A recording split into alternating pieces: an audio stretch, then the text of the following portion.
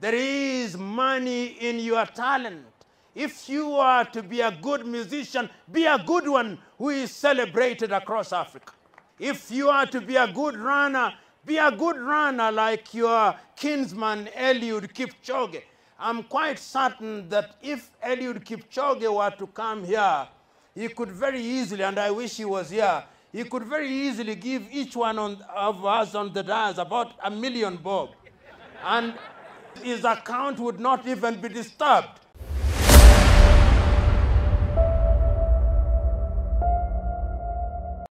We have had the occasion of listening to many speakers talk about the value of education.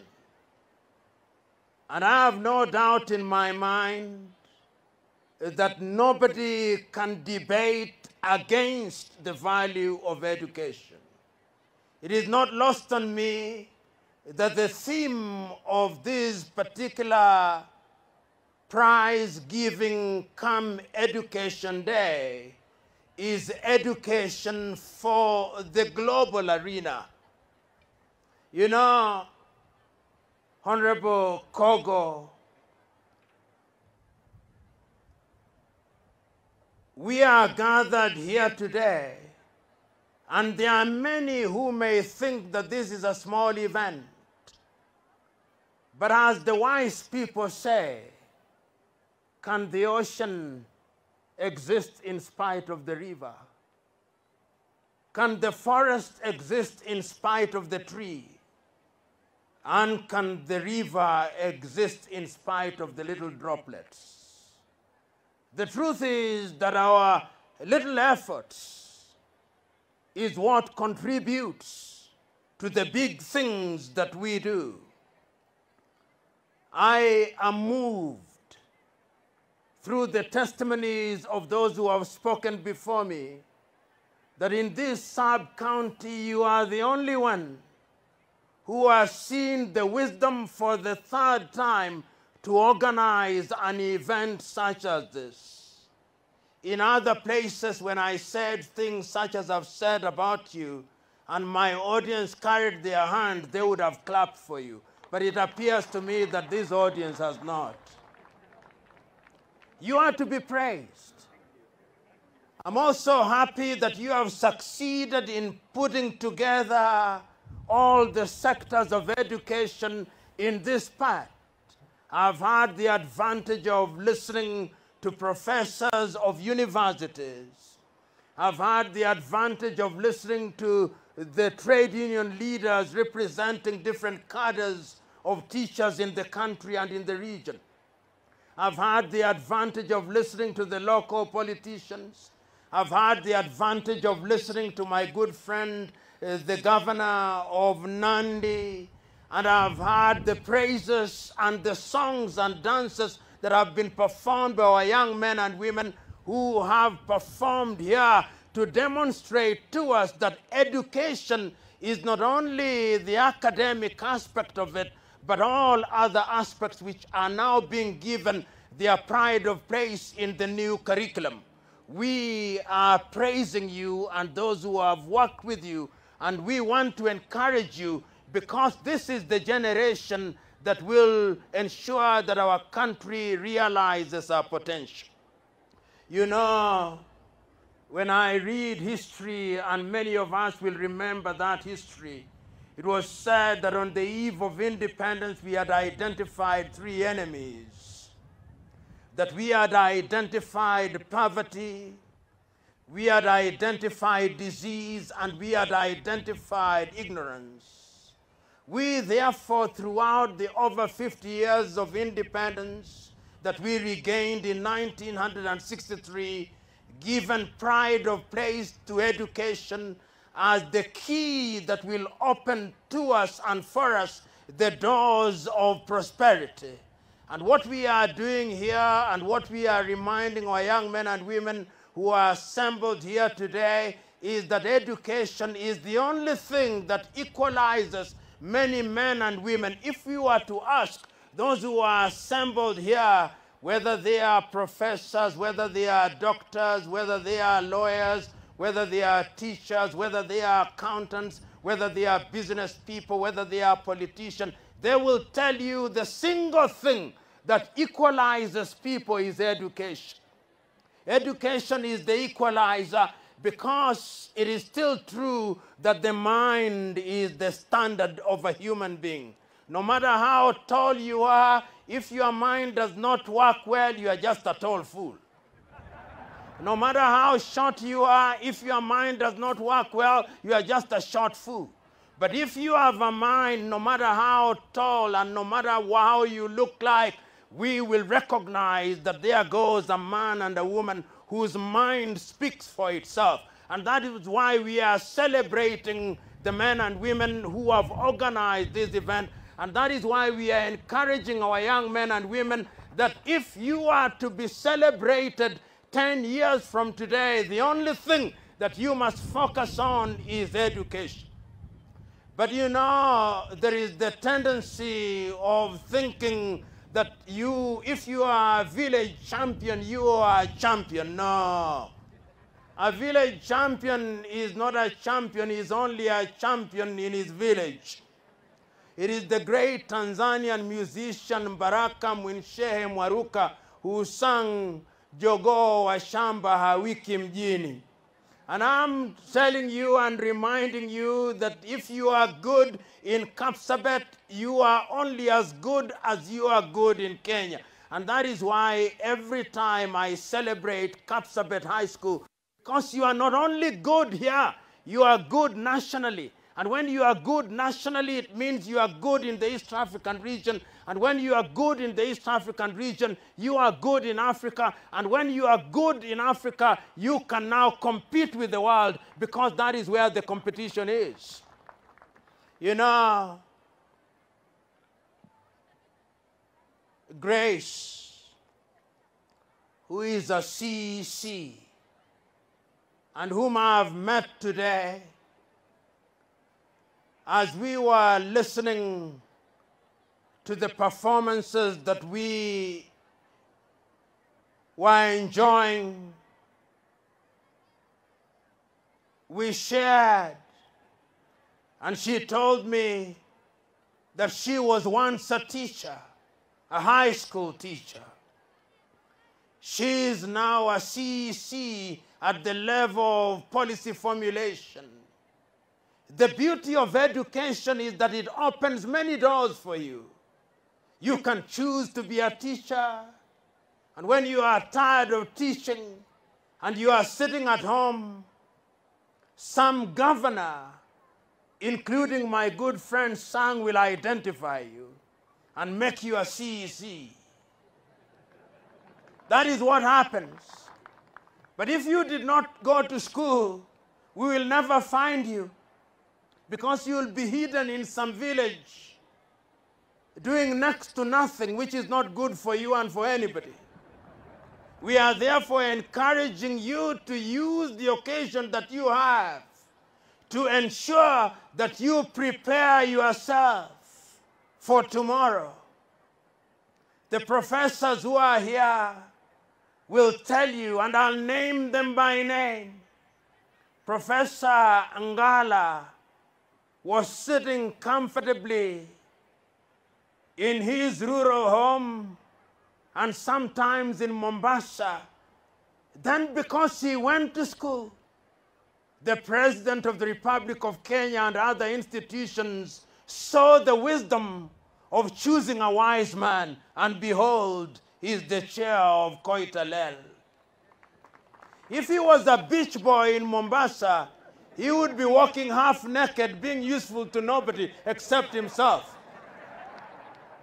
But today we are celebrating him because of education.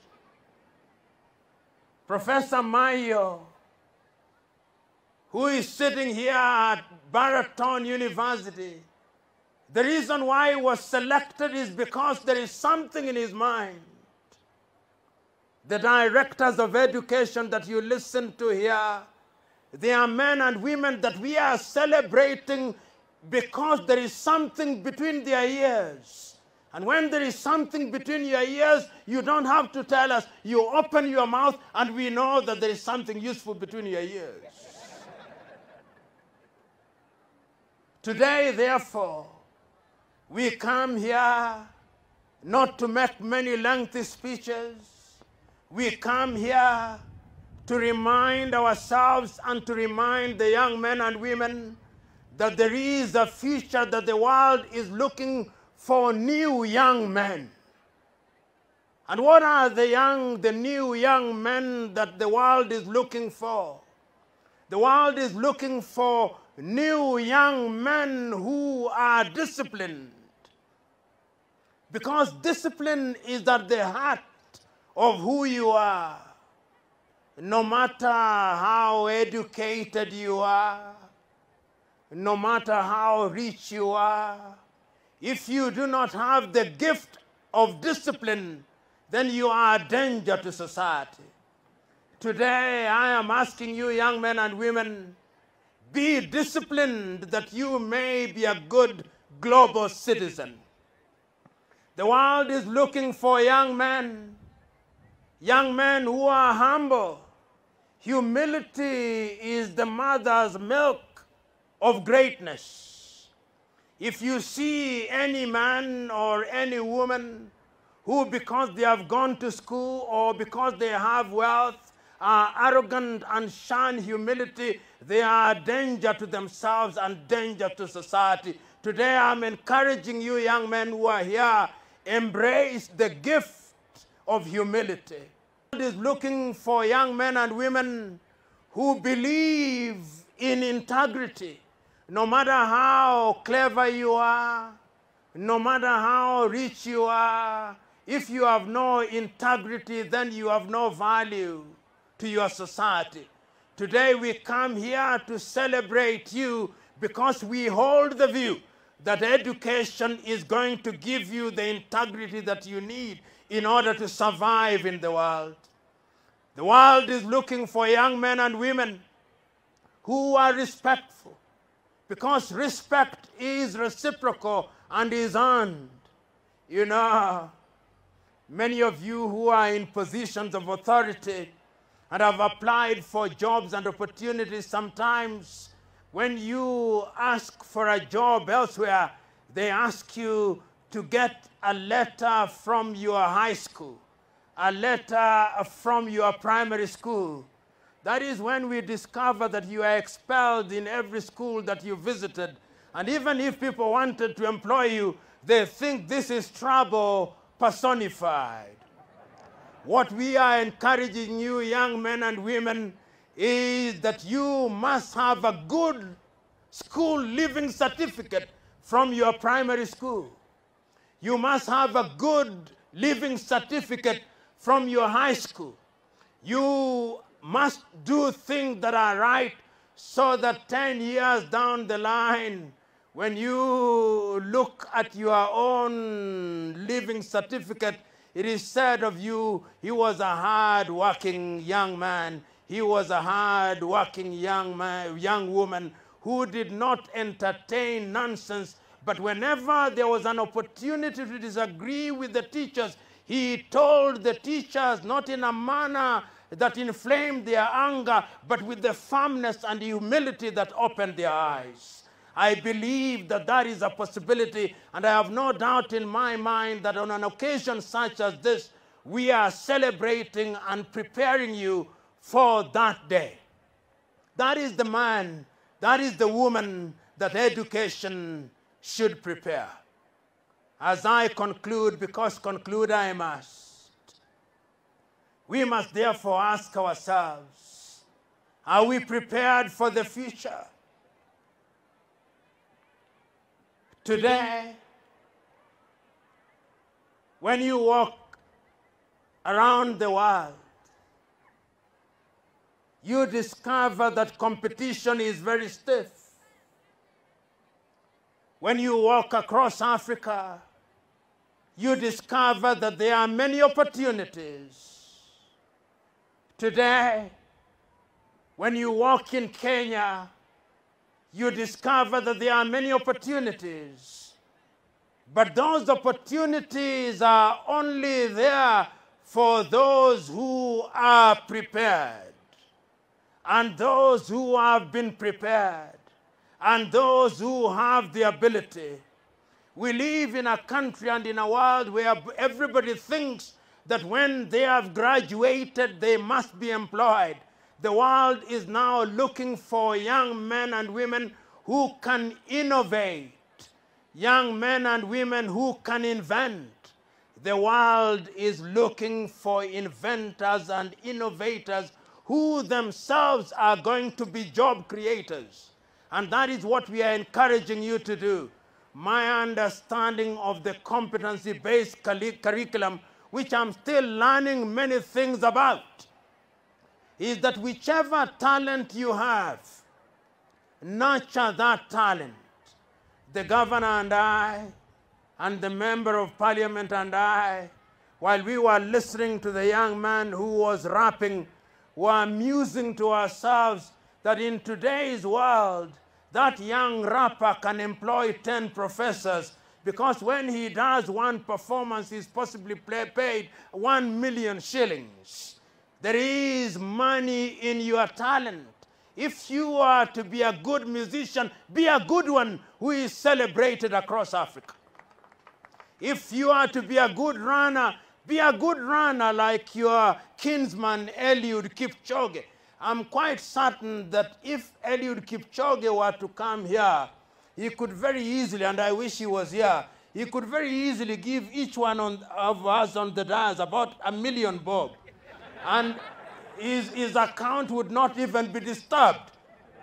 And the only thing that he has perfected is that he is disciplined. He just doesn't wake up one morning and say, I'm going to run. There is preparation for whatever you do, at whatever level. If you ask the men who are sitting here, who are professors, they don't sleep. They are writing on a daily basis. So young men and women, mmeambiwa mengi, tumesema mengi, kama chiriku aliyekunywa maji ya chooni Bwana Ngala. Lakini nikimalizia nitasisitiza hivi. Siri ya kujiendeleza kibinafsi ni lazima uwe na nidhamu. Lazima uwe ni mtu wa kujinyima, kwa kuwa Waswahili wanasema mchumia juani hulia kivulini. Mkiwa shuleni mnachumia juani. Wakati wa kulia kivulini na wakati wa kusifiwa na wakati wa kushabikiwa na wakati wa kusherehekewa itakuja. Ndiyo maana unaona hawa wenzetu hapa tunawaenzi, tunawasherehekea. Bwana Kogo akisimama, makofi tunazompa ni tofauti na makofi za kawaida. Kwa kuwa ni daktari na mbunge, alichumia juani, sasa anakulia wapi? Bwana Sang alijinyima, amechumia juani, sasa anakulia kivulini. Sikumuona akiingia Bwana Sang, lakini akitembea katika mabarabara ya Nandi anatembea kwa ving'ora. Kuna magari ambayo yanamtangulia. Kuna maaskari ambao wanampa salute. Kwa nini? Kwa kuwa alichumia juani, sasa anakulia kivulini. Profesa Misoi, ukienda ofisini kwake, utapata ofisini kwake, sikuingia bado sijaingia ofisini kwake, lakini katika sebule lake, sebule tu ya kuwakaribisha wageni, nilipoingia tu pale, ndizi na mahamri alichumia juani, sasa anakulia kivulini. Ili mradi ukichumia juani unakulia kivulini. Na ndio tunawahamasisheni ya kwamba siku hizo zaja na zitakuja kwa juhudi, na juhudi hizo lazima mzifanye nyinyi wenyewe. Waalimu tayari wanafanya juhudi, wao wanakuja darasani, wakija darasani kila mwisho wa mwezi fedha zao zinaingia katika akaunti zao. Walichumia juani, wanakulia wapi? Kivulini. Kuna makasisi, kuna maaskofu hapa katika kanisa mbalimbali. Msifikiria kwamba tu walionekaniwa na Bwana, la hasha. Bwana aliwaonekania, lakini pia walienda shuleni. Ndio Bwana siku hizi anaonekania wale ambao wameenda shuleni. Hii mambo ya kwenda kama Paulo izia, ukienda Damaski kisha atajitokeza ghafla bin huu, siku hizo alikatiza mtindo huo. Mtindo wa sasa ni ya kwamba lazima uende shuleni, ukisha panuka katika akili ndio Bwana atakuonekania, sivyo makasisi? Kwa hivyo ndugu zanguni, asanteni sana. Ninasisitiza ya kwamba nina hakika ya kwamba hatua ambazo zimechukuliwa na wazazi na waalimu na wahusika wote, wadau wote, ni hatua ambazo zinastahili kushabikiwa, na ni ukweli usiopingika. Ni ukweli usiopingika ya kwamba kizuri chajiuza, chema chajitembeza, na ni ukweli usiopingika ya kwamba chanda chema huvikwa pete. Daktari ndugu Kogo, wewe ni chanda chema, tunakuvika pete. Wanafunzi ambao walipasi katika mtihani, nyinyi ni vyanda vyema, tunawavika pete. Waalimu ambao mlishiriki katika kuandaa na kunoa vijana hawa, nyinyi ni chanda chema, mnastahili kuvikwa pete. Wazazi ambao mlijinyima ili kulipa karo, nyinyi ni chanda chema, mnastahili kuvikwa pete. Na mwisho kabisa, tukumbuke ya kwamba siri ya maendeleo ni vijana wenye malezi bora, siha njema na bongo kali. Vijana hawa nina hakika, nikitumia mfano wa Kapsabet, wana siha njema, malezi bora na bongo kali. Mungu awajalie leo na siku zote za usoni. Na nyote ambao mnapendana, kongole siku hii ya wapendanao.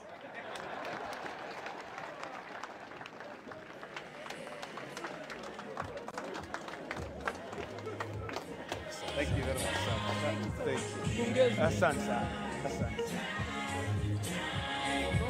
Asante. Asante sana. Asante sana. Asante. Thank you.